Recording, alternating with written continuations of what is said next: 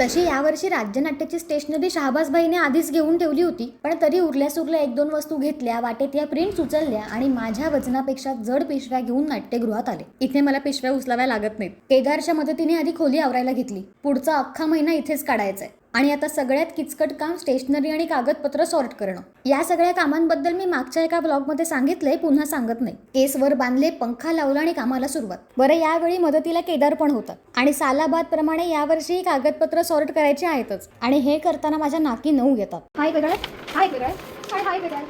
All the best. किती print आहे त्याच्या?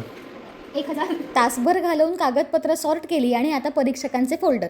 परीक्षकांना आवश्यक लहान मोठ्या गोष्टींचे पाऊच, फोल्डर सगळं तयार केलं. त्यामध्ये वह्या, आखीव बंद सगळं टाकलं. हातोहात माझेही फोल्डर तयार केले आणि आता पुन्हा परीक्षकांचे कागद. फायनली सगळी कामं आवरली. मग आता स्वतःला आवरून नाट्यगृहात. बरं, या वर्षीपासून ही गोड मुलगी आमच्या टीममध्ये ॲड झाली. वाटेच फुलं घेतली, काकांकडनं पोस्टाची तिकीटं घेतली आणि आता माझं आवडतं काम, शुभारंभाची तयारी.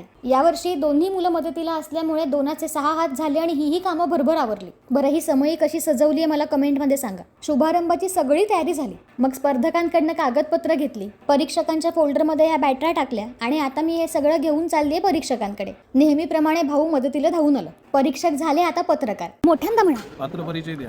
घ्या. आणि मधल्या वेळेत मागे फॅशन शो, टिवल्या बावल्या, माझ्या ट्रायपॉडचं उद्घाटन असं सगळं चालू होतं. मग दीपप्रज्वलन आणि नटराज पूजनाने कार्यक्रमाची सुरुवात झाली. स्वागत, सत्कार, मनोगत पार पडली. बरं, आजच्या नाटकाचा लेखक दिग्दर्शक माझा फार चांगला मित्र आहे. हा मुलगा खरंच खूप छान लिहितो. त्याचाही सत्कार झाला आणि सगळा औपचारिक कार्यक्रम आवरल्यावर मुलांनी झटझट सगळी आवराआवर केली आणि स्पर्धेतलं पहिलं नाटक वेळेत सुरू झालं. लेखक दिग्दर्शक प्रथमेश पवार.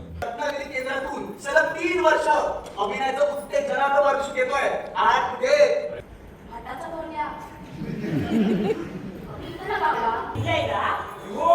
चाळीतलं घर, कुटुंब तर कधी क्षणात रंगमंचावरती अक्षरशः जत्रा उभी केली. नाटक सुरेख चालू होतं. मध्यंतरातला चहा नाश्ता आवरला आणि केळकर काका हिशोब घेऊन आले. तातडीनं हिशोब पूर्ण केला आणि पुन्हा नाटकाला जाऊन बसले.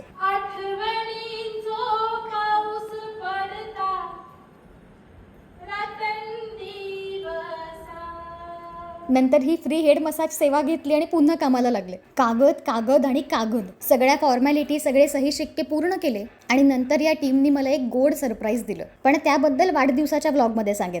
तोपर्यंत बाय.